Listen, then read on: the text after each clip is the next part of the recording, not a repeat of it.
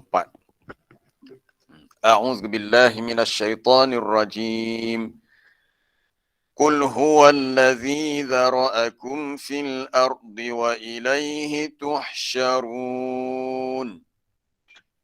Qul, katakanlah, dialah Allah yang mengembang biakkan kamu, menjadikan kamu bersifat berkembang membiak ataupun menjadi bertambah banyak, bertambah ramai di atas muka bumi, dan kepadanya lah kamu akan dihimpunkan. Jadi ada dua perkara yang kita nak ambil dalam ayat ni, iaitu yang pertama, Allah Ta'ala menjadikan manusia sifatnya sama seperti binatang juga, itu boleh berkembang membiak, boleh berketurunan. Ini di antara tanda kekuasaan Allah yang jelas kita boleh lihat dalam kehidupan di alam dunia, sebab paling dekat dengan diri kita.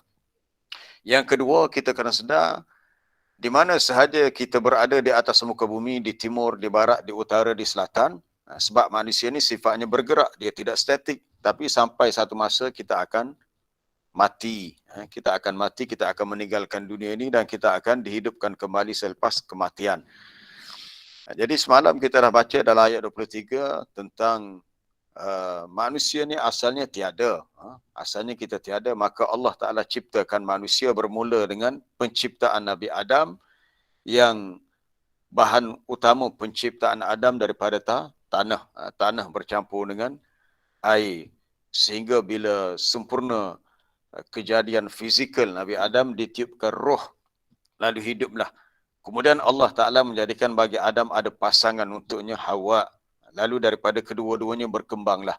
Itu yang disebut dalam ayat pertama surah An-Nisa. Ya ayyuhan nasu taqu rabbakum. Wahai manusia, bertakwalah kepada Tuhanmu. Alladzi khalaqakum min nafsin wahidah. Yang telah menciptakan kamu dari jiwa yang satu. Asalnya satu sahaja kita tu, Adam. Wa khalaqa minha zawjaha, dan dia ciptakan daripada Adam itu untuk dia zawjaha, pasangannya. Lalu dengan sebab sifat berpasangan itulah, wa bassa minhuma rijalan katsiran wa nisaa, lalu berkembang biaklah. Allah Ta'ala menjadikan bassa sama dengan zara'a juga, itu berkembang biaklah daripada kedua-duanya lelaki yang ramai dan perempuan-perempuan yang sangat ramai. Antara ayat yang kita boleh petik untuk kita lihat perkataan zara'a di sini, itu ayat 13 dari surah An-Nahlu, muka surat 268. Wa ma zara'a lakum fil ardi mukhtalifan alwanuh, dan apa-apa sahaja yang dia kembang biakkan untuk kamu di atas muka bumi, sifatnya berbeza-beza, berlainan warna-warnanya. Jadi kita lihat ayat ini sebenarnya adalah sambungan daripada ayat-ayat yang sebelumnya tentang air, hujan yang turun daripada langit. Banyak kegunaannya, banyak faedahnya untuk minuman manusia, untuk diberi minum kepada binatang ternakan, untuk tumbuh-tumbuhan. Air hujan itu menjadi sebab tumbuhnya az-zar'a waz-zaitun wan-nakhil wal-a'nab, tumbuh-tumbuhan, buah pokok zaitun, pokok kurma, anggur dan segala jenis buah-buahan. Kemudian Allah Ta'ala mempermudahkan untuk kamu adanya al-laila wan-nahara wasyamsa wal-qamar, malam, siang, matahari, bulan, dan juga wan-nujum, segala bintang, planet di angkasa lepas, musakhkharatum bi amrih, dipermudahkan ia dengan perintah daripadanya.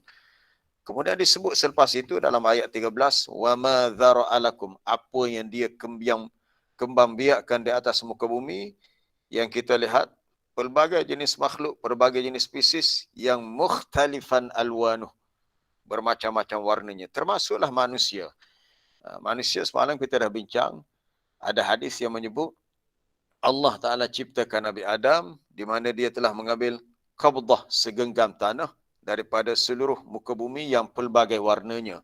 Ada tanah yang warna putih, ada warna hitam, ada warna merah, maka lahirlah atau muncullah daripada keturunan Nabi Adam, anak cucunya, zuriatnya, orang yang pelbagai warna kulit. Itu manusia. Begitu juga dengan makhluk-makhluk yang lain.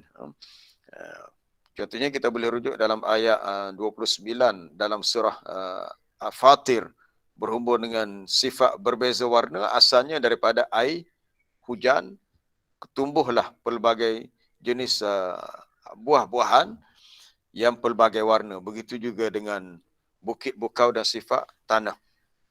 Sekarang ni kita nak lihat sifat zar'a, sifat berkembang membiak pada manusia. Iaitu yang Allah Ta'ala jadikan sebab kepada muka bumi ini dipenuhi dengan manusia yang begitu ramai. Rijalan kathiran wa nisa'a. Apabila Allah Ta'ala jadikan manusia, telah dijadikan fitrah manusia perlu kepada makan minum. Kita faham, makan minum ini satu nikmat.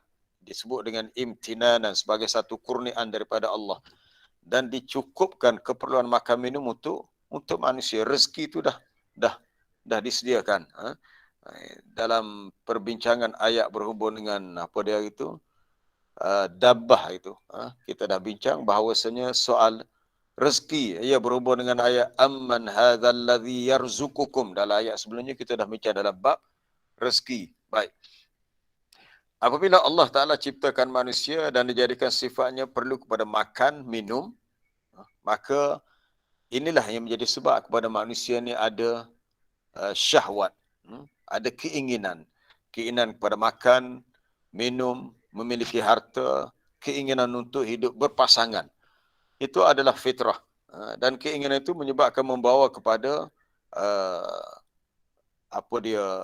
keturunan manusia ini berkembang. Dia tidaklah kata lepas Adam Hawa meninggal lalu dunia ini menjadi padan jarak, padan terkukuh, sunyi sepi. Tidak begitu. Dunia ini dipenuhi dengan anak cucunya, keturunannya sehingga begitu ramai. Sehinggalah kita lihat hari ini manusia ada di seluruh dunia. Itu kekuasaan Allah begitu. Dia menjadikan manusia sifatnya zar'a, berkembang, membiak. Baik. Melalui hidup berpasangan, adanya lelaki, perempuan. Kalau binatang ada jantan, betina. Pokok pun sama juga. Ada pokok jantan, pokok betina. Bahkan makhluk lain pun kita lihat Allah Ta'ala ciptakan secara berpasangan. Ada langit, ada bumi. Ada air, ada api. Ada gelap, ada cerah. Tapi semua itu tidak sama. Kita pernah bincang dulu di akhir surah At-Tahrim tentang kisah ibu Maryam, Hannah, yang melahirkan Maryam. Bila dia dapat anak perempuan, dia nak anak lelaki dapat anak perempuan, lalu dia kata walaisa dzakaru kal untha, tidaklah anak lelaki sama dengan perempuan. Jadi Allah Taala ciptakan manusia ada lelaki, ada perempuan. Jadi sifat itu adalah sifat yang disebut berpasangan, dua-dua. Baik. Para jemaah yang dirahmati Allah, kemudian kita melihat antaranya dalam ayat surah An-Nahl juga, ayat 72. 72 muka surat 274, muka surat 274. Wallahu ja'ala lakum min anfusikum azwaja, dan Allah telah jadikan untuk kamu daripada diri kamu ada pasangan-pasangan. Azwaj, pasangan-pasangan, maknanya manusia hidup berpasangan, dan pasangan itu dari kategori manusia juga. Bukanlah manusia ini berkahwin dengan binatang, tidak. Bukan berkahwin dengan jin, tapi manusia dengan manusia juga. Wa ja'ala lakum min azwajikum banina wa hafadah, dan dia jadikan daripada pasangan kamu itu adanya anak-anak dan cucu. Selepas hidup berpasangan, lahirnya anak cucu. Kerana keinginan manusia begitu. Ingin untuk hidup, dipanggil manusia ni madaniyun bit-tab'i, secara tabiatnya hidup bersosial. Maknanya manusia ni tak boleh hidup bersendirian. Dia nak ada yang lain menjadi temannya, menjadi pasangannya, kemudian lahirnya keturunan, lahirnya wujudnya keluarga, cucu, kemudian berlakunya perkahwinan antara keluarga dan keluarga. Jadi manusia berkembang. Wa razaqakum minat thayyibat, dan Allah Ta'ala rezekikan kamu dengan rezeki yang baik-baik. Ini adalah sunnatullah. Kita kena faham. Sifat berpasangan ini adalah sunnatullah yang berlaku secara khusus kepada manusia dan secara umum berlaku juga kepada makhluk lain, iaitu binatang dan tumbuh-tumbuhan. Biasa kita baca dalam surah Yasin. Surah Yasin ada satu ayat yang menyatakan sifat berpasangan pada makhluk tumbuh-tumbuhan. Iaitu pada ayat 36 dalam Surah Yasin ayat 36, muka surat 442. Subhanalladzi khalaqal azwaja kullaha mimma tumbitul ardu wa min anfusihim wa mimma la ya'lamun. Maha suci Allah yang telah menciptakan al-azwaj, berpasangannya, semuanya, semua makhluk yang ada di atas muka bumi sifatnya berpasangan. Antaranya yang tumbuh daripada bumi, mimma tumbitul ard, tumbuh daripada bumi maknanya pokok lah, tumbuh-tumbuhan. Mana pokok ni ada pokok jantan, pokok betina. Dan proses bagaimana ia hidup ataupun ia berkembang, membiak, berbuah, berbunga sebagainya, itu Allah Ta'ala yang uruskan. Contohnya kita dah bincang dalam ayat berkaitan dengan angin hari itu. Salah satu fungsi angin adalah talqih, melakukan proses pendebungaan, menyebabkan pokok jantan benihnya dapat dipindahkan kepada pokok betina, lalu pokok itu dapat berbuah. Itu pada tumbuh-tumbuhan. Adapun manusia melalui proses berlakunya perkahwinan antara lelaki perempuan, dan bila berlaku persenyawaan benih antara benih lelaki, benih perempuan, antara sel sperma dan sel ovum, dengan izin Allah, dengan kekuasaannya, lahirnya manusia, lalu berkembang biaklah keturunan manusia di atas muka bumi. Nanti kita akan lihat lebih jelas lagi sedikit tentang ilmu biologi yang ada kaitan dengan kehidupan kita lah. Bio ni tentang kehidupan makhluk yang bernyawa. Baik.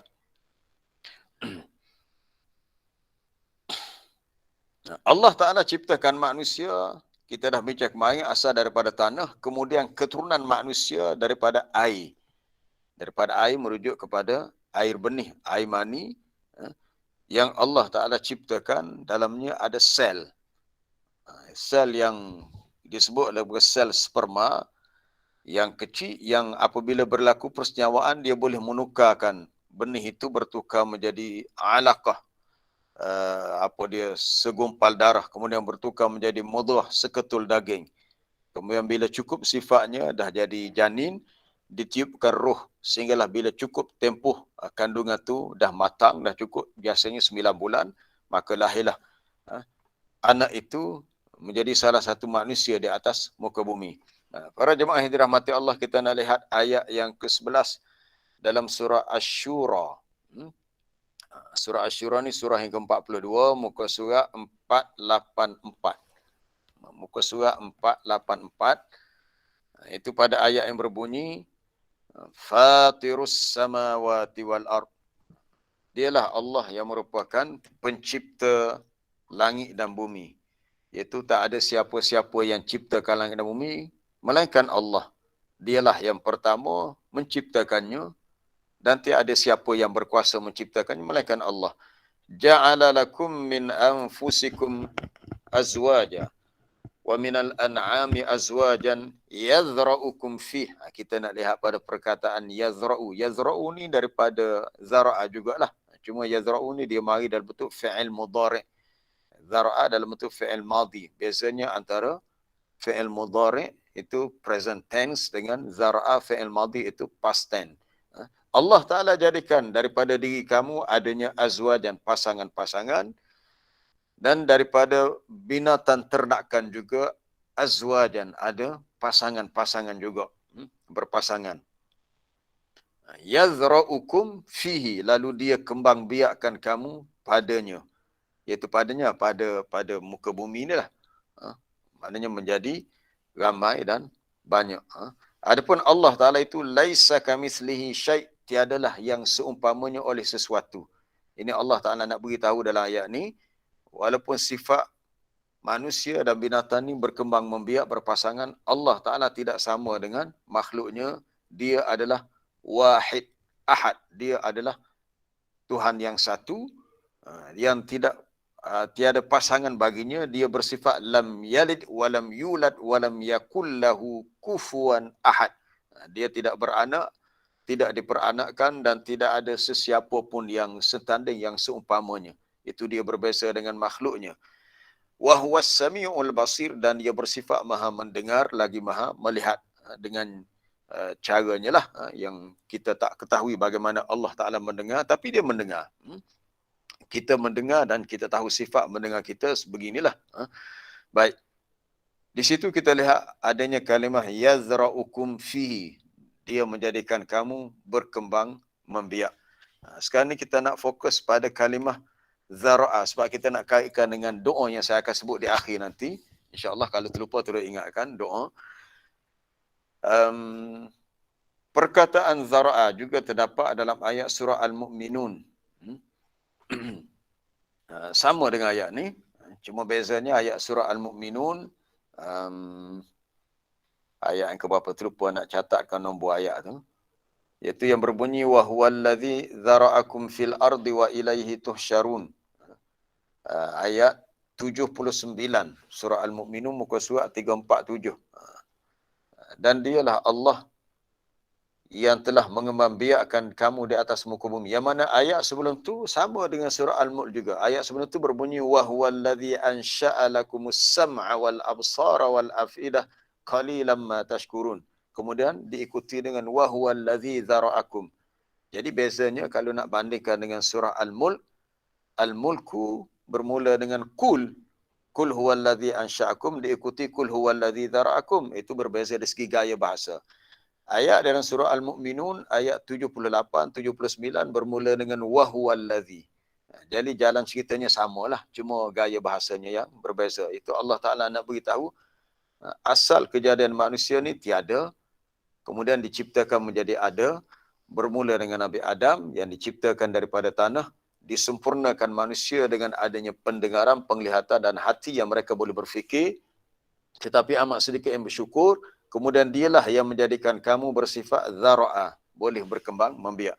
Baik, perkataan lain yang hampir sama dengan zara'a ialah perkataan khalaqa. Ini kita lihat dari sudut bahasa. Bila tadabbur ni kita banyak melihat dari sudut lughah bahasa. Zara'a juga ai dengan maksud khalaqa. Zara'allahu khalqa. Kata Imam Qurtubi dalam tafsirnya Al-Jami' li Ahkamil Quran, zara'a di sini ai khalaqa, menciptakan. Dia kata sama aja. Bila disebut zara'a, zara'allahu al-khalqa yazra'uhum zar'an. Allah Ta'ala yang telah menciptakan makhluk ciptaannya lalu ia kembang biakkan mereka itu. Jadi penciptaan yang berlaku dalam bentuk dia berkembang. Ini sesuatu yang sangat menakjubkan. Kalau kita fikir macam mana sesuatu tu dia boleh berubah. Boleh berubah. Daripada satu menjadi banyak. Ini sesiapa yang ialah ada asas dalam subjek sains. Kalau sel utama, mana-mana kehidupan macam manusia sendiri, stem cell, asalnya satu. Kemudian bila berlaku persenyawaan, daripada stem cell, sel utama tu Allah Ta'ala jadikan ada bahagian sel, ini untuk jadi mata manusia, yang ini untuk jadi tangan, ini kaki, yang ini organ-organ dalaman yang lain. Subhanallah, bila kita berfikir sangat takjub ciptaan Allah, yang Allah Ta'ala ciptakan kita dengan sifat yang sebegini, asalnya daripada satu, kemudian sel itu mengalami proses berpecah. Jadi, dan menjadi pelbagai anggota yang lengkaplah manusia itu menjadi suatu khalqan akhar. Kita boleh lihat ayat yang ceritakan tentang fasa-fasa penciptaan manusia di awal surah Al-Hajj, awal surah Al-Mu'minun. Summa ansha'nahu khalqan akhar. Kemudian kami jadikan manusia itu satu makhluk yang lain. Asalnya daripada air tanah, air benih, segumpal darah, seketul daging, akhirnya jadi satu makhluk lain yang disebut sebagai basyarun, manusia. Kemudian kata Ar-Raghib Al-Asfahani dalam Mufradatul Quran, syarah kalimah-kalimah dalam Quran, dia kata az-zar'u, kalimah zar'ani ialah izharullahu ta'ala ma abdahu. Itu Allah Ta'ala menzahirkan apa yang dia nak nyatakan dengan jelas. Iaitu Allah Ta'ala zahirkan kekuasaannya melalui sifat makhluk yang dia sentiasa hidup, menyebabkan spesies makhluk itu tidak pupus. Dia sentiasa ada sebab dia berkembang. Iaitu katanya disebut juga zar'ani aujada ashkhasahum. Allah Ta'ala mewujudkan ashkhas, iaitu setiap makhluk itu ada orangnya, ada bendanya yang hidup, ada pribadinya. Kemudian perkataan satu lagi yang dikaitkan dengan penciptaan adalah bara'a.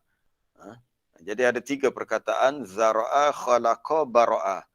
Dan ketiga-tiga perkataan ini ada dalam doa yang Nabi ajar, doa minta berlindung daripada kejahatan makhluk, yang sifatnya makhluk itu telah Allah Ta'ala ciptakan, telah Allah Ta'ala jadikan yang tak ada kejadian yang seumpamanya sebelumnya, dan yang telah Allah Ta'ala kembang biakkan makhluk itu di atas muka bumi.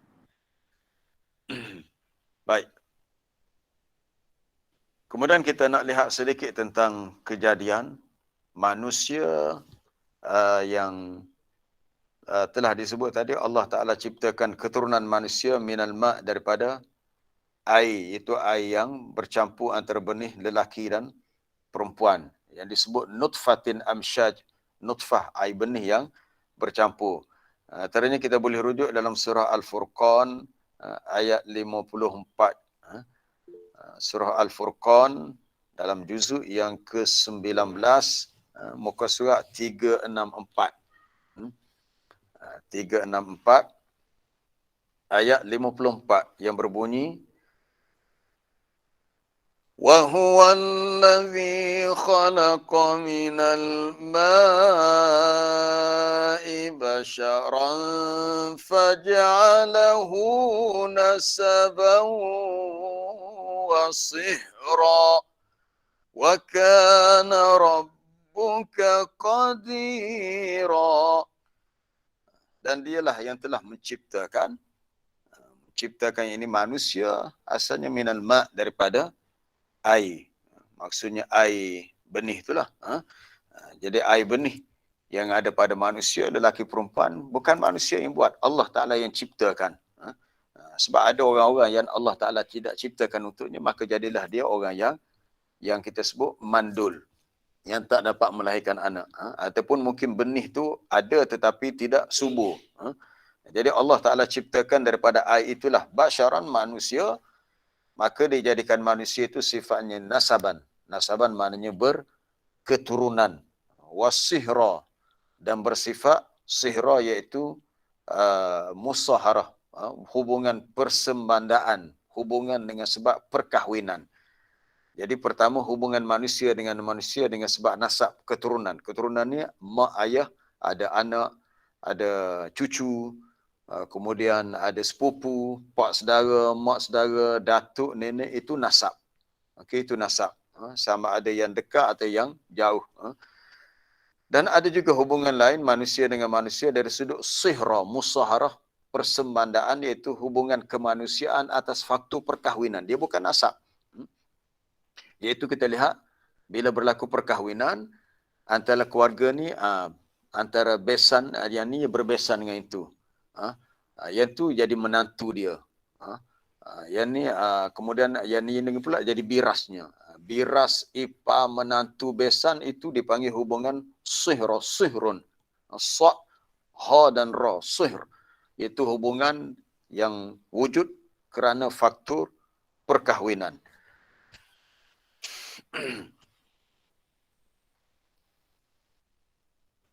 Baik, kalau kita melihat dari sudut ilmu biologi, dari segi sel yang kecil, Allah Ta'ala ciptakan dalam benih manusia ada sesuatu yang sangat kecil yang menjadi kepada faktor genetik.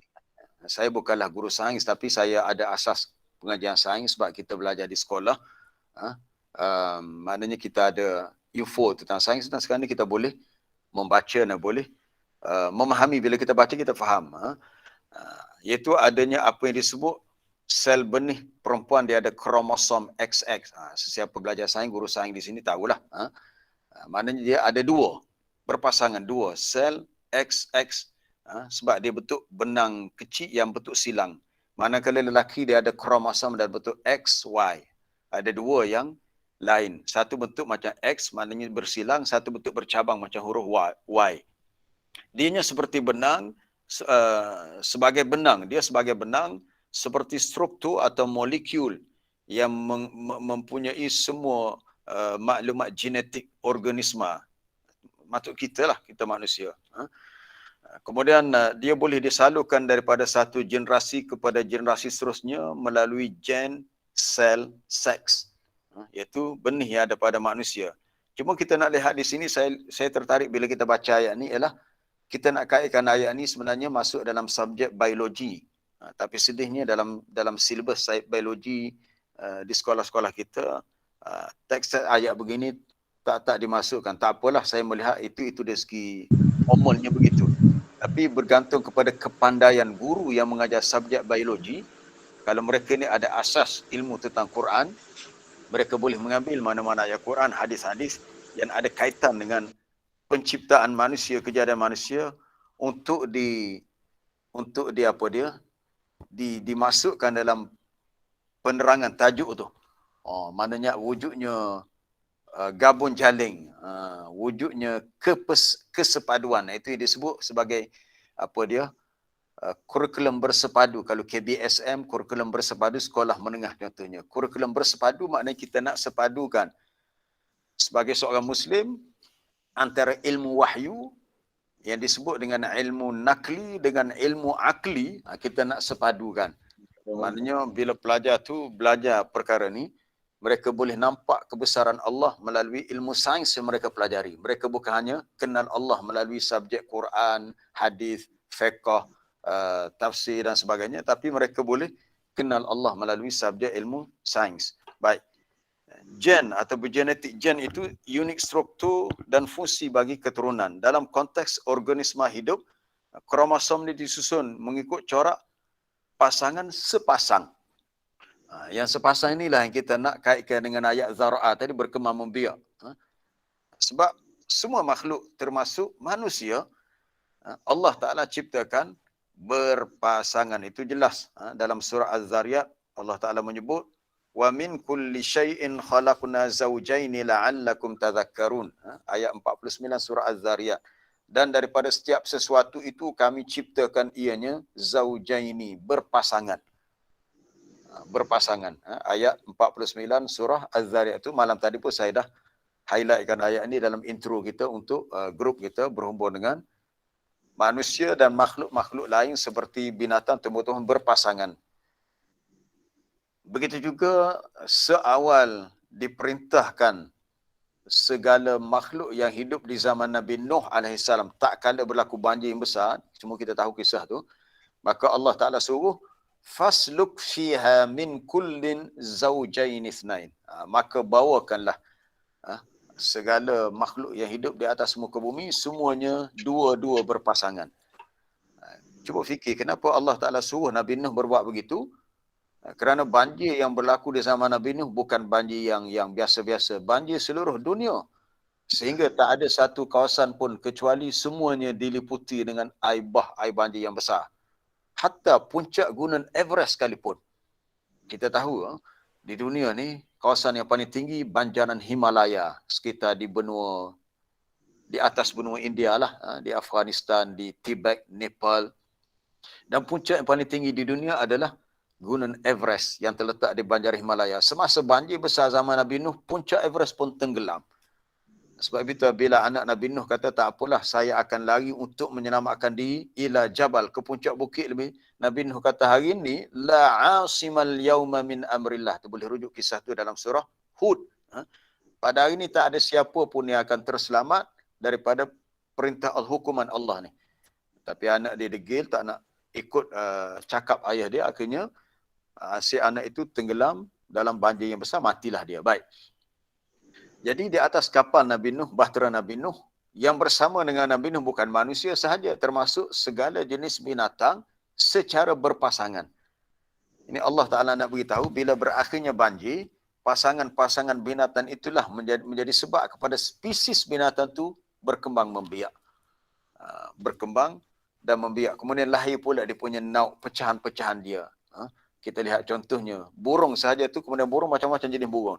Kucing saja macam-macam jenis kucing. Ayam macam-macam jenis ayam. Ayam Malaysia, ayam Belanda, lembu macam-macam jenis lembu. Tapi asalnya dua sahaja itu, jantan, betina secara berpasangan. Allah Ta'ala ciptakan berpasangan. Baik, kembali kepada cerita manusia tadi. Untuk yang perempuan dia ada kromosom XX, lelaki kromosom XY, sebanyak 22 pasangan. Kemudian ada tambahan menjadikan jumlahnya 46. Jadi kita belajar sains sikit hari ini. Baik. Apabila benih telur disenyawakan oleh sperma, benih dalam ovum, benih yang perempuan disenyawakan dengan sel sperma yang mengandungi kromosom X. Baik, yang perempuan dia ada dua, XX, lelaki, XY. Jadi kalau bahagian X pada lelaki bercantum dengan X bagi perempuan, maka lahirlah anak perempuan. Itu teori sains, okey? Teori sains. Nanti kita nak tengok dari sudut ilmu wahyunya macam mana. Kemudian, kalaulah benih yang lelaki Y bergabung dengan yang bahagian perempuan pada bahagian X tadi dalam kromosom itu, XY, maka jadilah anak itu anak lelaki. Jadi yang perempuan dia mempunyai pasangan yang sama, XX yang sama disebut homogenetik. Homo maknanya sama. Lelaki dia ada dua kromosom XY disebut heterogenetik. Hetero maknanya yang berlainan. Sekarang ni kita nak tengok hadis Nabi, iaitu fakta saintifik. Okey. Kita nak gabung dua-dua, ilmu nakli, ilmu akli. Dalam perbahasan ini, para ulama mengatakan adanya malaikat-malaikat yang Allah Ta'ala tugaskan ketika berlaku persenyawaan benih lelaki perempuan dalam rahim. Antaranya adalah hadis riwayat Bukhari dan Muslim daripada Abdullah bin Mas'ud.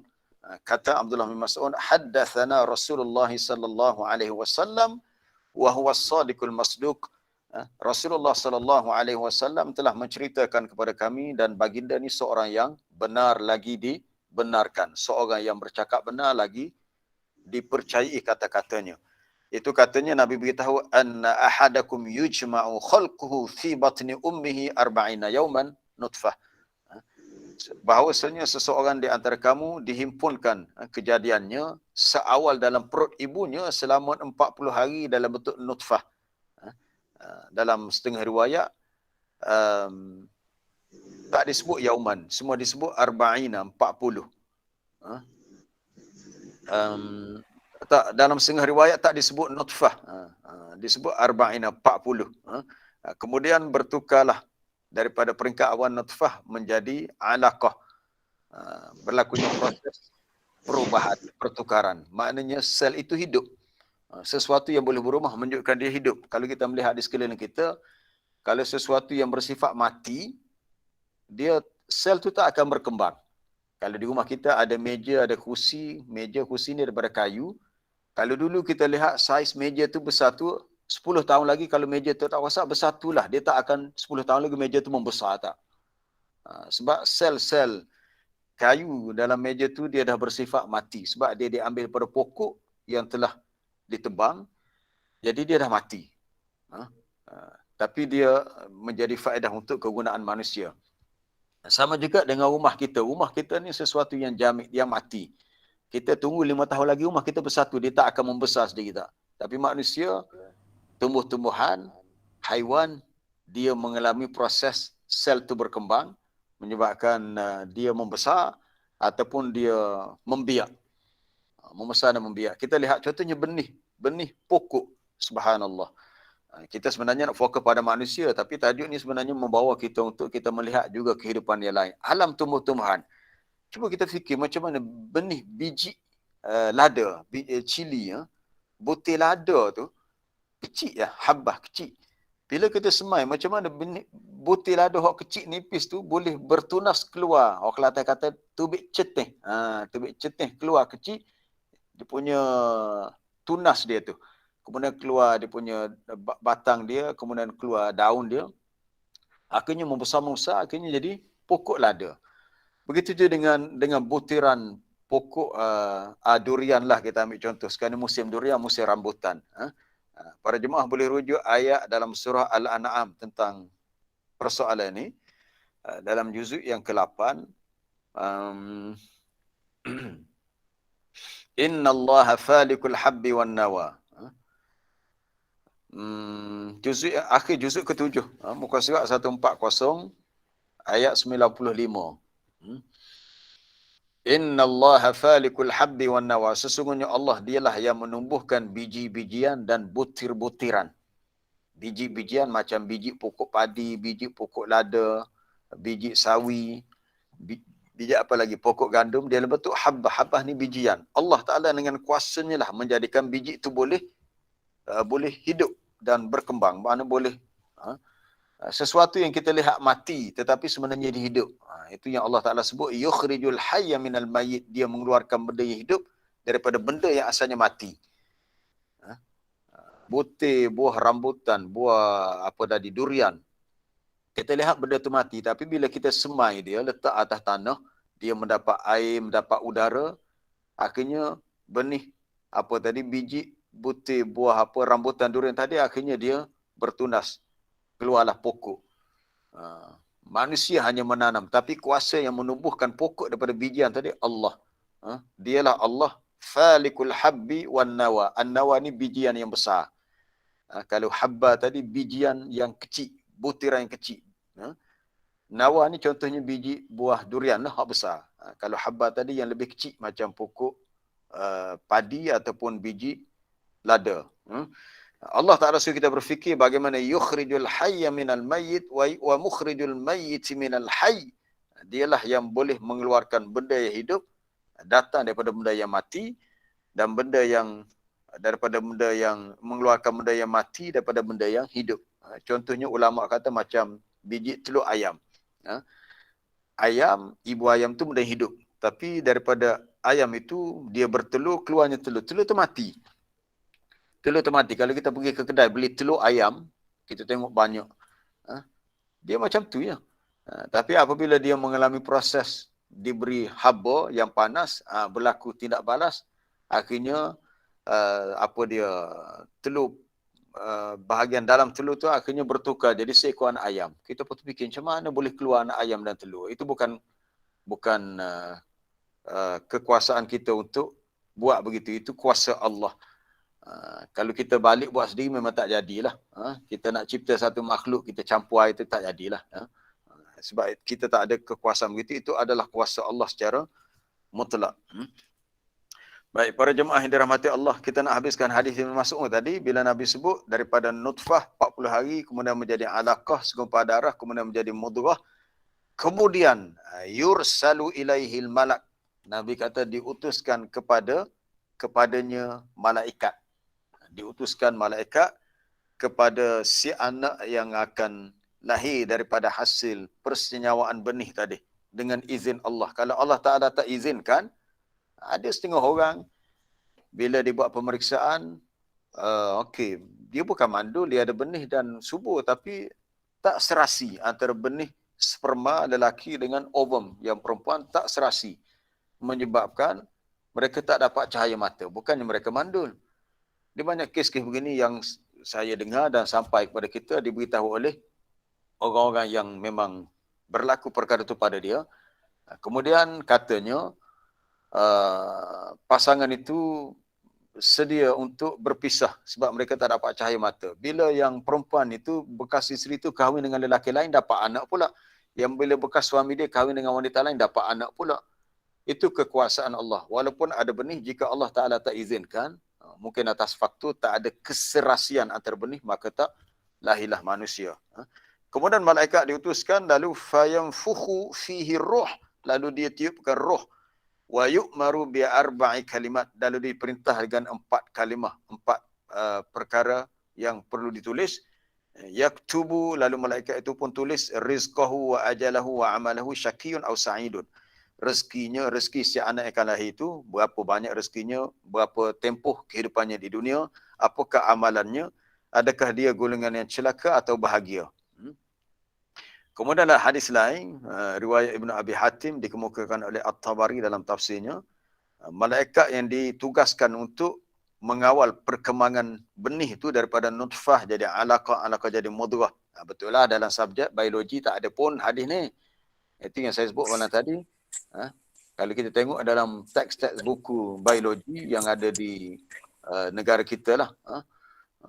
Sebab saya zaman sekolah, walaupun saya tak belajar aliran sains, saya ramai punya kawan-kawan yang belajar aliran sains tulen.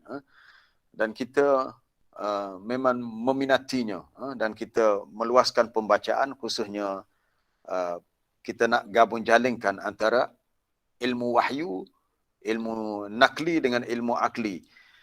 Dalam riwayat lain, malaikat berkata, Ya Rab, wahai Tuhan, mukhallaqah ay ghair mukhallaqah. Adakah si anak ni menjadi satu makhluk yang akan diciptakan atau tak diciptakan? Maksudnya adakah proses itu berjaya untuk persenyawaan sel sperma yang kecil itu adakah berjaya untuk disenyawakan? Sesiapa yang belajar sains dia tahu bila berlaku persenyawaan maka ovum itu tertutup dan sel sperma yang lain tak akan dapat masuk dah. Kecuali kalau lepas tu bila masuk berlaku pecahan apa tu itu lahirnya anak yang kembar. Ya. Malaikat pun tanya, au tau'am. Tau'am maknanya twin. Twin, kembar. Jadi berlakunya anak tu jadi kembar, ia dengan perintah Allah juga. Dengan kehendak Allah. Jadi kalau Allah Ta'ala beritahu malaikat, aku nak anak yang lahir ni kembar, maka secara teori saintifiknya, benih tu akan mengalami proses pemecahan. Dia akan pecah. Bila pecah terasing, lahirlah anak kembar. Kalau dua lah. Kalau tiga lah. Kadang-kadang dia punya pemecahan tu tak sempurna, berlakulah lahirnya anak kembar siam. Kita pernah dengar istilah kembar siam yang melekat. Itu adalah takdir Allah. Lalu malaikat tanya, anak ni macam mana? Zakarun am unsa, lelaki kah perempuan? Jadi kalau dikehendaki lahir lelaki, lelakilah. Kalau perempuan, perempuanlah. Begitu seterusnya. Bagaimana rezekinya, ajalnya, lalu fayaqdillahu ta'ala ma yasha'. Lalu Allah Ta'ala menentukan apa yang dia kehendaki, malaikat hanya tulis. Sehinggalah akhirnya lahirlah anak itu dan segala rekod asas bagi kehidupan dia dah termaktub di sisi Allah di Lauh Mahfuz. Jadi apa yang saya nak ketengahkan di sini ialah apa-apa yang berkaitan dengan kehidupan kita seawal kita diciptakan ada disebut dalam Quran, ada disebut dalam hadis. Cuma dalam kaedah pengajian formal kita di sekolah, anak-anak kita tak didedahkan dengan nas-nas sebegini. Kalau di negara Arab berlaku, tapi negara kita tak. Cuma bagi saya, mana-mana guru yang diamanahkan untuk mengajar subjek sains, secara khusus sains tulen, biologi, silakanlah lebih mendalami Quran dan sunnah dari sudut itu. Walaupun kita tak boleh pergi lebih jauh, sekurang-kurangnya kita ada basic, ada asas yang kita boleh lakukan, gabung jalin kesepaduan supaya anak-anak kita belajar sains, mereka akan kenal Allah melalui ilmu sains. Ilmu sains adalah sebahagian daripada ilmu Allah. Kita kena faham. Ilmu sains sebahagian daripada ilmu Allah di atas muka bumi. 2-3 tahun ni kalau saya di Kelantan, khususnya di sekolah-sekolah agama kerajaan negeri, dipanggil sekolah agama di bawah Yayasan Islam Kelantan, untuk pelajar-pelajar aliran sains tulen. Di sekolah-sekolah yang ada aliran sains macam saya di Mahat Muhammadi Perempuan, ataupun di Mahat Muhammadi Lelaki dan beberapa sekolah-sekolah yang lain, untuk pelajar tingkatan 4 bagi peperiksaan sijil menengah agama, ada satu teks yang digunakan itu Al-Ijaz Al-Ilmi fil Quranil Karim. Buku ni adalah buku sains. Tapi bukan sains sepenuhnya, asas sains yang ditulis oleh Dr. Muhammad Ali An-Nadawi dan diterbitkan oleh Rabitah Alam Islami yang beribu pejabat di Mekah. Untuk kegunaan di sanalah, di negara Arab, khususnya di Arab Saudi. Dalam buku ni dia ada beberapa subjek yang ada kaitan dengan sains. Kalau tajuk pertama kita ajar kepada pelajar tentang ilmu kaji bumi, ilmu geologi. Bagaimana bukit bukau berfungsi sebagai pasak bagi bumi, sebab struktur tanah bahagian bawah bukit sama dengan struktur tanah bahagian atas bukit. Ini disebut dalam ayat wal jibala autada, bukit bukau sebagai pasak. Jadi kajian saintifik tidak bercanggah dengan nas Al-Quran. Begitu juga dengan sifat adanya ombak dalam bahagian laut. Adanya laut dalam yang disebut zulumatin fi bahril lujjiyin, kegelapan dalam laut yang sangat dalam. Ini mukjizat dalam Quran. Sebab Quran cerita ketika manusia belum berjaya untuk menyelam jauh ke laut dalam. Sebab zaman dulu manusia belum mampu untuk mencipta balang oksigen ataupun peralatan untuk menyelam lah, untuk berenang ke dasar laut yang dalam. Tetapi Quran sudah beritahu bahawa kegelapan lautan dalam tu sangat menakutkan. Cuma yang berkaitan dengan ayat kita hari ini tentang sifat zara'ah, sifat berkembang biak yang ada pada manusia, sebenarnya dah sebelum dipelajari dalam subjek biologi, dah ada dalam hadis Nabi, dalam dalam Quran dah ada dia punya asas kepada fakta itu sendiri dah ada. Apabila Nabi beritahu, Allah Ta'ala wakilkan satu malaikat untuk memerhati perkembangan yang berlaku pada rahim itu. Pada rahim yang ada dalam kandungan wanita itu, rahim anak, benih yang berkembang dalam rahim itu, adakah akhirnya dia menjadi seorang anak yang akan lahir ke dunia. Kadang-kadang berlaku mati lebih awal. Kerana berlaku juga kes di mana anak itu meninggal dalam kandungan. Itu semua adalah ketentuan Allah terhadap makhluknya di atas muka bumi. Baik, para jemaah yang dirahmati Allah, dengan masa yang berbaki sekitar 10 minit lagi, kita pergi kepada bahagian akhir. Wa ilaihi tuhsyarun. Setelah Allah Ta'ala jadikan manusia ini bersifat zar'a, berkembang membiak. Berkembang membiak, dan manusia ni kita tahu dia sifat dia bukan bersifat statik. Manusia ni suka bergerak. Berkembang membiak dan bergerak. Mungkin setengah tu dia lahir di Kelantan. Tetapi anak cucunya ada di Johor, ada di Kuala Lumpur. Jadi manusia tu rata-rata. Dan kita melihat di Malaysia sendiri, ramai orang luar datang ke sini dan kahwin dengan wanita tempatan. Berlaku kahwin secara berbeza bangsa. Jadi manusia yang dulu di tempat lain, mari duduk sini, menetap di sini. Subhanallah. Jadi kita lihat, akhirnya manusia ni ada seluruh dunia. Kadang-kadang kita fikir sejauh-jauh tempat di hujung dunia, macam mana manusia boleh sampai kawasan-kawasan yang jauh di pedalaman. Tapi kena ingat, satu masa nanti kita akan mati dan kita akan dikembalikan kepadanya. Ainama takunu ya'ti bikumullahu jami'an. Di mana sahaja kamu berada di atas muka bumi, Allah Ta'ala berkuasa untuk mendatangkan kamu semuanya.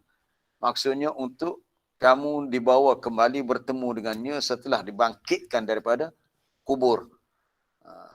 Dan sebelum ini pun kita pernah bincang sedikit tentang wa ilaihi tuhsyarun, dan kepadanya lah kamu akan dikumpulkan. Ada hadis yang menyebut apabila Nabi SAW beritahu isterinya Aisyah radhiyallahu anha, yuhsyarun nasu yaumal qiyamati hufatan uratan ghurlan. Manusia akan dihimpunkan di hari kiamat dalam keadaan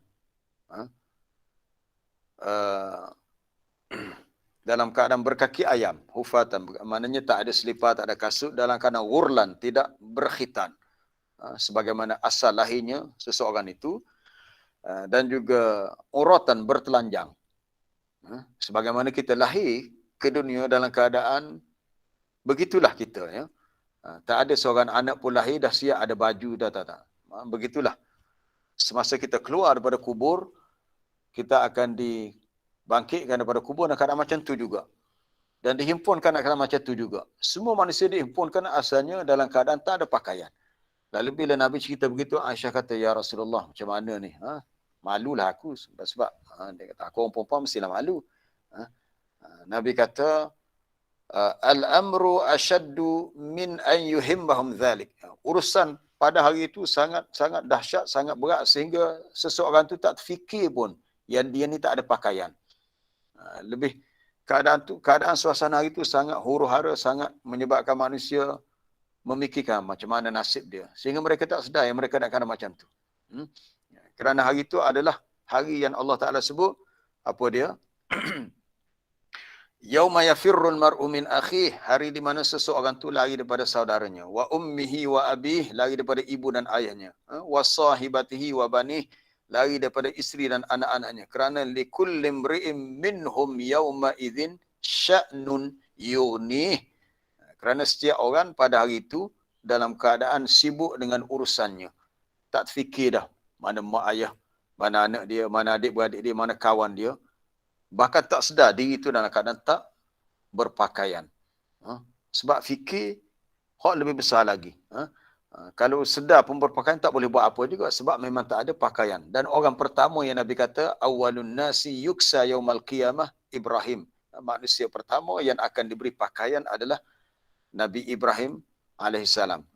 Maknanya bila kita faham hadis ni, apa sebab Allah Ta'ala sebut di akhir tu wa ilaihi tuhsyarun, kita akan dikembalikan kepada Allah, iaitu nak beritahu asal kejadian kita ketika lahir adalah sama seperti ketika kita bangkit daripada kubur, macam tu juga. Bila kita fikir gitu, kita sedarlah kita ni sebenarnya tak ada apa-apa. Jika Allah Ta'ala tidak kehendaki untuk menciptakan kita, kita tak ada di dunia. Dengan sebab kuasa dan iradahnya, dengan kudrat dan iradahnya, maka kita ditakdirkan untuk diciptakan, kita lahir ke dunia, dimasukkan roh dalam jasad kita, kemudian diberi kepada kita pelbagai nikmat. Begitu kita dah bincang dah kemarin dan 2 hari lepas tentang pelbagai nikmat. Allah Ta'ala berikan nikmat makanan, nikmat pakaian, kita diberikan nikmat kesihatan. Tapi kita kena ingat, nikmat itu bukan diberikan secara percuma semasa kita hidup di dunia, tetapi semua nikmat itu akan disoal bila kita kembali ke sana. Bila kita kembali ke sana, sebagaimana asal kita lahir, kama bada'na awal khalqin nu'iduh. Sebagaimana kami memulakan kejadian, maka begitulah kami kembalikan, ianya hidup kembali. Tapi perkara yang paling penting, kita akan diberi balasan atas apa yang telah kita lakukan di dunia. In khairan fa khairan wa in syarran fa syarrun. Kalau yang manusia lakukan itu baik, maka baiklah balasannya. Jika yang dia lakukan adalah perkara yang buruk dan jahat, maka dia akan terima balasan seperti itulah. Dan janganlah kita lalai dengan pelbagai nikmat yang Allah Ta'ala berikan, sehingga kita lupa bahawa setiap satu nikmat, walau sekecil mana sekalipun, kita akan disoal. Kita akan disoal. Satu hari Abdullah Asy-Syikhir, seorang sahabat, mendengar Nabi berkata, Nabi beritahu, Nabi membacakan ayat Alhaakumut takasur. Manusia ni berbangga-bangga dengan banyak apa dia? Banyak anak, banyak harta, banyak apa yang dia miliki, hatta zurtumul maqabir. Sehinggalah dia menziarahi kubur. Maksud ziarah kubur, dia mati dan dia masuk dalam kubur. Kalla sawfa ta'lamuna thumma kalla sawfa ta'lamun. Tidak, sekali-kali begitu, nanti kamu akan tahu dan kamu akan tahu. Kalla law ta'lamuna ilmal yaqin. Ya, kamu akan tahu dengan ilmu yang meyakinkan, tahu yang memberikan keyakinan. La tarawunnal jahim, kamu pasti akan melihat neraka yang menyala-nyala apinya. Thumma la tarawunnaha 'ainal yaqin, kamu benar-benar akan melihatnya dengan pandangan mata yang meyakinkan. Sebelumnya ilmal yakin, tahu yakin. Sekarang ni lihat yakin. Bila lihat yakin tu yakin yang memang sungguh-sungguh. Tapi kena ingat, berlaku lagi satu perkara yang besar. Thumma latus'alunna yawma idzin 'anin na'im. Kemudian kamu akan disoal, akan ditanya tentang semua nikmat yang diberikan semasa di dunia. Itu kita kena ingat.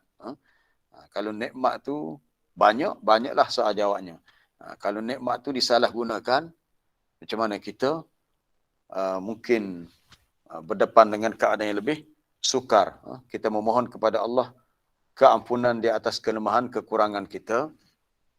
Khususnya nikmat-nikmat yang kita rasa kurang, kita bersyukur kepada Allah atas nikmat tu. Kita tak terasa nikmat tu besar. Kita dah bincang kemarin tentang nikmat penglihatan, pendengaran, nikmat akal. Kecuali kita hanya sedar besarnya nikmat itu bila nikmat itu ditarik kembali. Bila nikmat itu ditarik kembali, bila Allah Ta'ala tarik kembali, terasa besarnya nikmat. Contohnya, kalau ada di antara kita yang mungkin ada penyakit diabetes, kencing manis. Ini ada beberapa orang yang saya kenali yang akhirnya dia beritahu doktor terpaksa potong salah satu jari kaki. Kalau yang potong kaki tu lagi berat lah. Baru jari kaki, satu jari kaki tu dah dipotong, hilang kerana kencing manis. Maka terasalah olehnya kekurangan yang dah hilang sedikit nikmat daripada kehidupannya sebab dah tak sempurna seperti orang. Jadi kita kena terima hakikat ini dan kita kena sentiasa bersyukur dengan apa yang Allah Ta'ala berikan kepada kita supaya dengan syukur itu kita menjadi orang yang Allah Ta'ala cintai, yang dia kasihi, dan kita kembali di akhirat sana dalam keadaan kita tidak mengalami kesusahan di akhirat kerana kita telah menjadi hamba yang soleh mengikut apa yang dia kehendaki. Jadi selesailah untuk tadabbur kita. Ayat kita ambil satu ayat sahaja hari ini. Semalam satu ayat juga. Cukuplah untuk kita bincang hari ini dan masa pun dah cukup 7.30. Jadi saya buka untuk persoalan. Assalamualaikum Ustaz. Salam ya cikgu. Gini Ustaz, ada dua soalan ni Ustaz. Saya yang pertama sekali Apa ni ayat dari surah Zumar ayat yang ke-6 tu. Dia fi zulumatin salas. Jadi ustaz kan boleh tiga kegelapan tu gapo dia tiga kegelapan tu. Okey, yang kedua ustaz, saya tak teringat ada dulu rasa ada hadis juga berkenaan dengan kenapa jadi anak jantan, kenapa jadi anak tina. Di antaranya ialah kalau sperma jantan ni tubik dulu, maka dia jadi anak jantan. Kalau sperma tina ni tubik dulu, air mani orang tina tubik dulu, maka jadi anak tina. Jadi nak tanya dari segi adil ke tidak, walaupun doa pun nak tanya ustaz. Wallahu a'lam ustaz. Ya, terima kasih Cikgu Sufian. Jadi untuk soalan pertama itu berhubung dengan ayat di awal surah Az-Zumar. Ayat keberapa ya? Ayat ke-6. Ya, ayat ke-6. Ayat ke-6. Khalaqakum min nafsin wahidah. Thumma ja'ala minha zawjaha wa anzala lakum minal an'ami thamaniyata azwaj. Allah Ta'ala ciptakan kamu daripada diri yang satu. Kemudian daripada yang satu dijadikan adanya pasangan. Lalu dia menciptakan daripada binatang ternakan itu ada 8 secara berpasangan. Yakhluqukum fi butuni ummahatikum khalqam min ba'di khalqin fi dhulumatin salas. Dia menciptakan kamu satu peringkat demi satu peringkat dalam perut ibu kamu dalam 3 kegelapan. 3 kegelapan dalam perut itulah sendiri. Dalam kegelapan rahim tu sendiri, kegelapan sebab dia perut manusia ni, perut ibu yang mengandung tu dia tebal, dia tebal dan mengalami proses-proses yang tertentu. Ada disebut rasa dalam tafsiran ayat tu, kalau yang disebut oleh ulama, hadis tu saya tak pasti, kena rujuk dulu. Iaitu yang disebut oleh Ibnu Katsir, dia kata fi zulumatin salas. Okey, kalau nak tulis boleh tulis. Pertama dia kata zulmatur rahim, kegelapan dalam rahim. Kemudian zulmatul mashimah allati hiya kal ghishawah, iaitu dalam kegelapan selaput. Pertama dalam rahim, kemudian dalam rahim tu ada selaput, lapisan yang kedua gelap juga. Tujuan selaput tu adalah al-wiqayah alal walad, untuk jaga anak tu lah supaya tak diganggu oleh bahagian-bahagian lain dalam perut si ibu tu. Dan yang ketiga zulmatul batni, gelap dalam perut. Maknanya 3 ke 8 merujuk kepada lapisan perut. Gelap dalam perut, gelap dah, gelap dalam rahim. Lepas tu duduk dalam selaput pula. Jadi ada 3 lapis. Jadi maksud 3 kegelapan, 3 lapis kegelapan. Itu boleh rujuk dalam mana-mana tafsir lah. Ini saya rujuk dalam tafsir Ibnu Katsir untuk ayat ke-6 dalam surah Az-Zumar. Kemudian soalan kedua tentang apa tadi, terlupa nak tulis dah. Apa cikgu? Anak lelaki perempuan. Ya, betul. Anak lelaki dan perempuan. Ada hadis. Betul, ada hadis.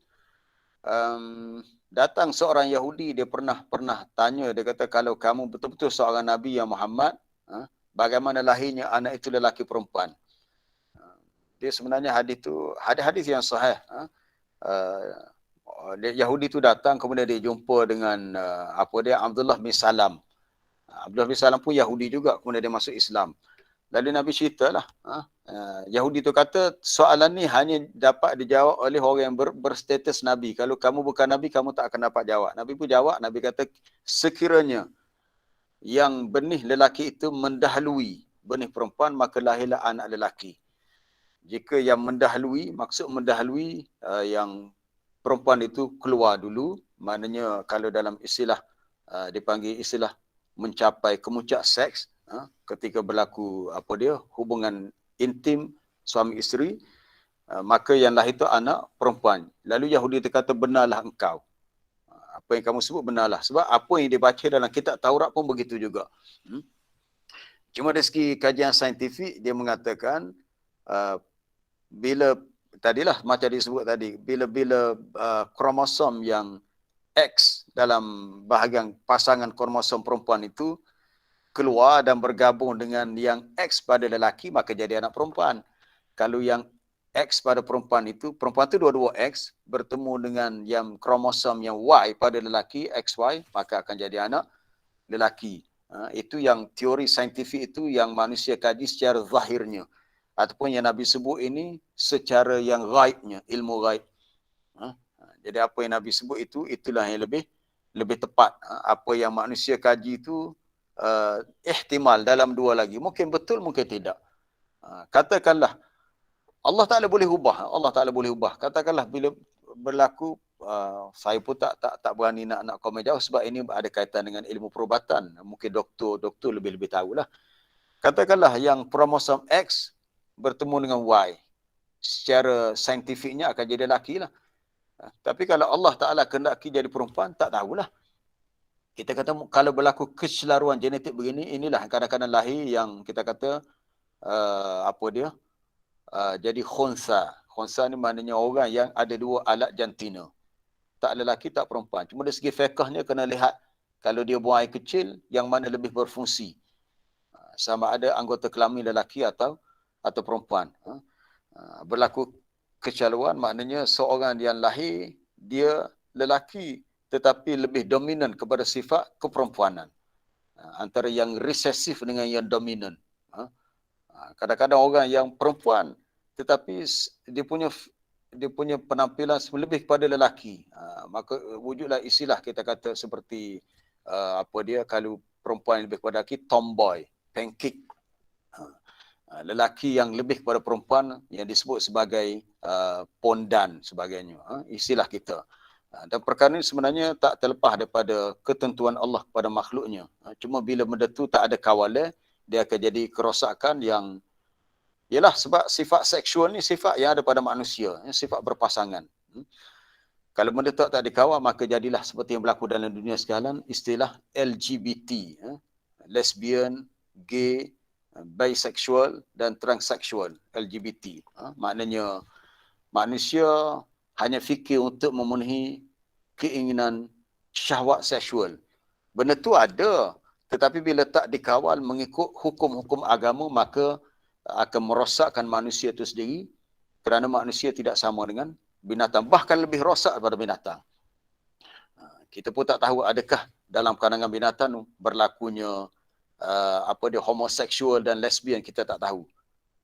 Itu kena tengok kajian pengkaji biologi lah kehidupan.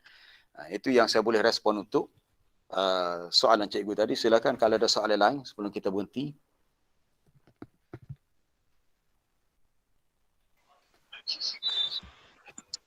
Assalamualaikum Ustaz. Ya, salam. Nak respon sikit pasal kejadian anak lelaki dan perempuan. Ya. Betul lah, sperma tu ada yang Y, ada yang X. Tapi yang Y tu dia sifat dia adalah dia boleh hidup dalam masa 24 jam. Oh, gitu. Sedangkan yang X tu dia boleh hidup sampai 72 jam. Jadi apabila persenyawaan tu berlaku dan telur perempuan tu dah ada, ovum tu dah ada, maka dia akan jumpa dengan Y dulu, sebab Y tu yang hidup, dia sifat Allah jadikan dia kuat dan dia maknanya dia yang akan sampai dululah. Jadi itu terjadinya lelaki. Dan yang X tu bila masa dia keluar tu dan ovum belum ada, tapi lepas sehari atau 2 hari baru ada ovum, maka X dengan X yang akan jumpa. Sebab umur dia panjang. Allah bagi dia 72 jam, 3 hari. Maknanya X tu jangka hayat dia lebih lama ya, berbanding dengan Y. Dia tak kuat, maknanya dia berenang tu tak jauh, tak laju, tapi dia umur dia panjang. Puan Rohana doktor ke? Bukan, Cikgu Bayu. Oh, Cikgu Bayu, terima kasih. Dari mana ni? Dari Selangor? Selangor, Bangi. Itulah. Terima kasih Cikgu, terima kasih. Terima kasih atas info yang sangat berguna. Maknanya yang X tu dia lebih lama jangka hayatnya berbanding dengan Y tadi. Ya, kalau ada soalan?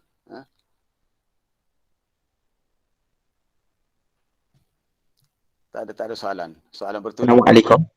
Ya, salam. Ya, Arif. Ustaz kata nak kongsi doa tu Ustaz. Boleh Ustaz Ya, kongsi? tu bagus Alif. Doa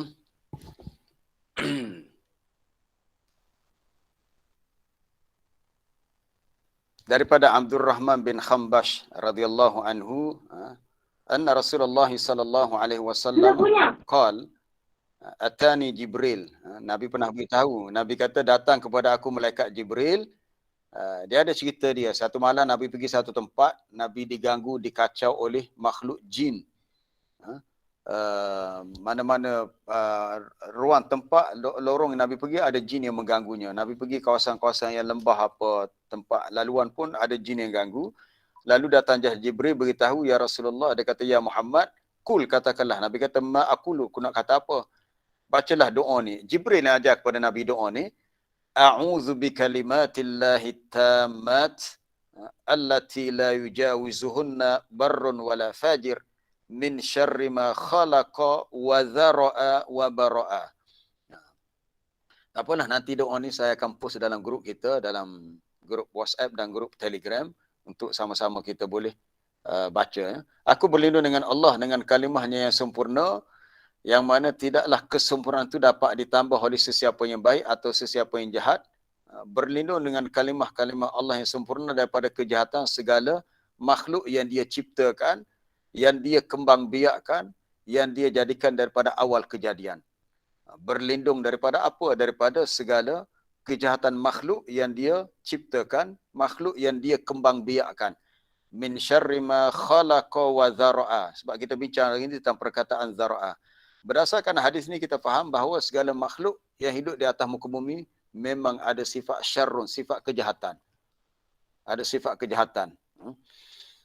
Jadi kita berlindung dengan Allah daripada segala yang jahat ataupun yang buruk, ataupun min syarri ma yanzilu minas sama', daripada kejahatan yang turun daripada langit, ataupun kejahatan yang naik kepadanya, wa min syarri ma dhara'a fil ardi, dan apa yang berkembang membiak di atas muka bumi.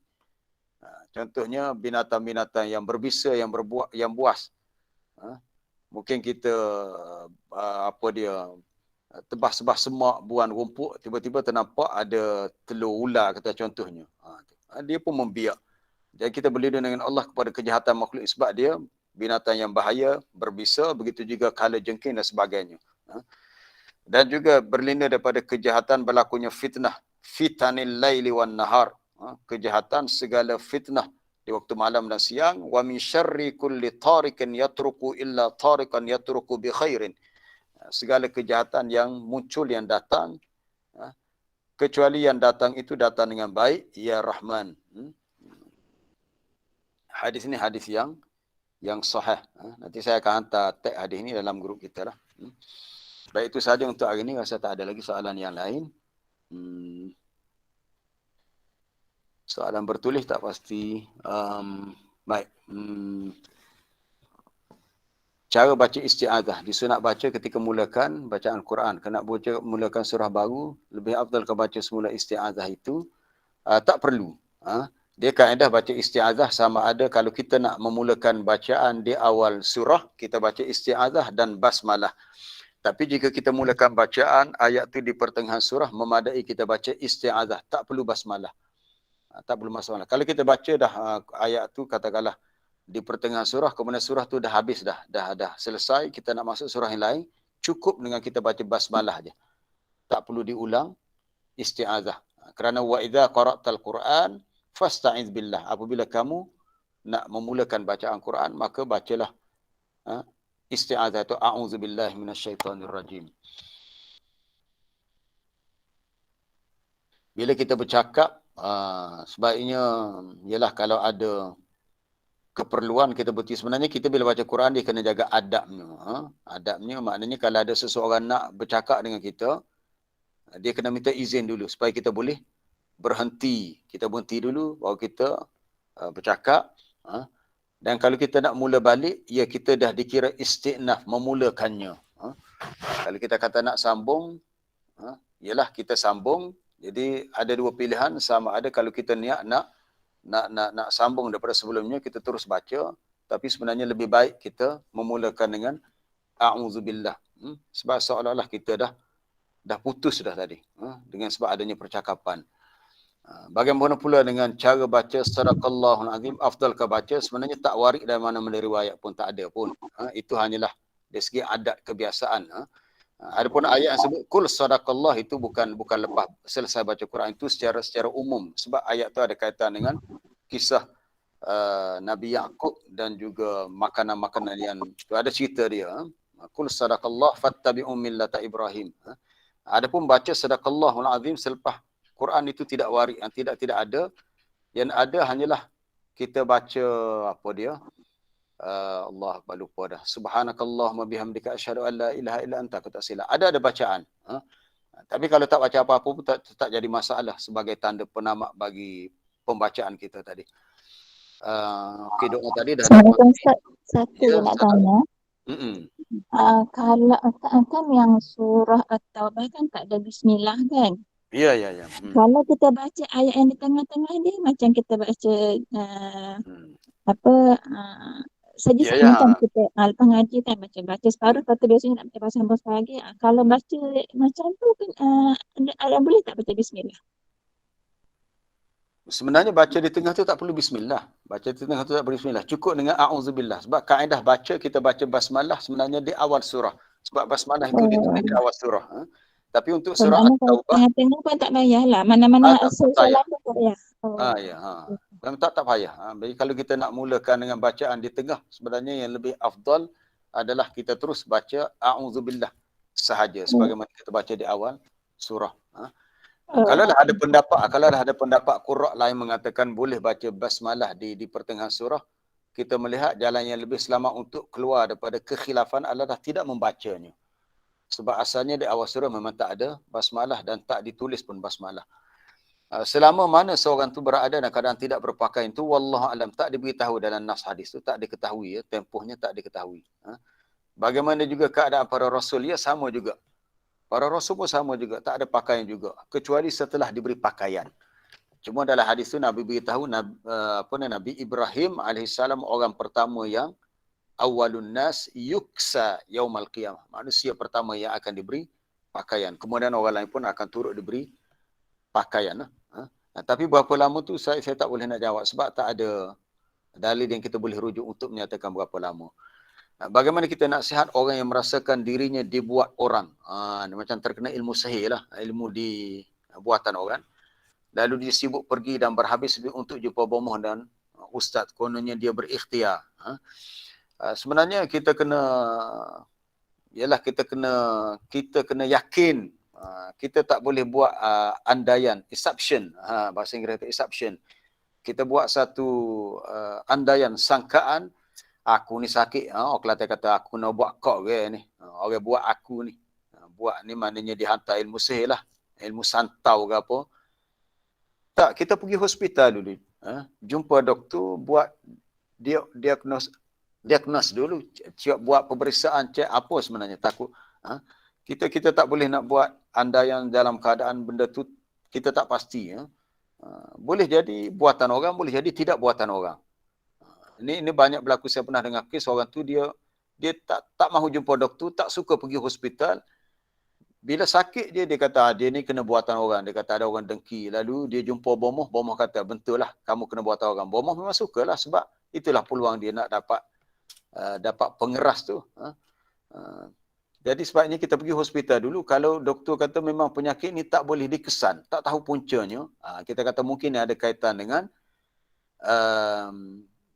gangguan makhluk halus. Betul.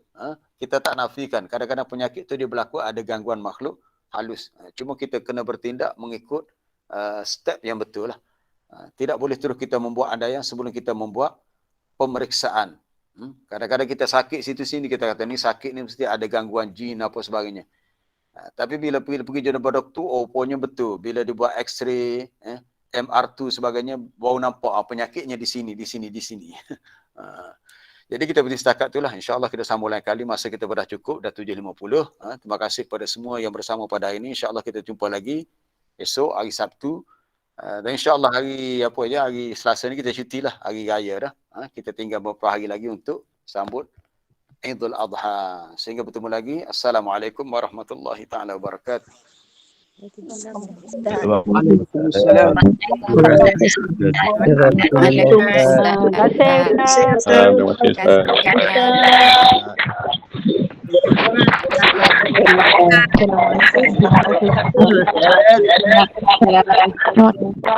Terima kasih.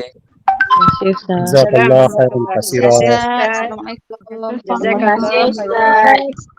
Ya, sama-sama.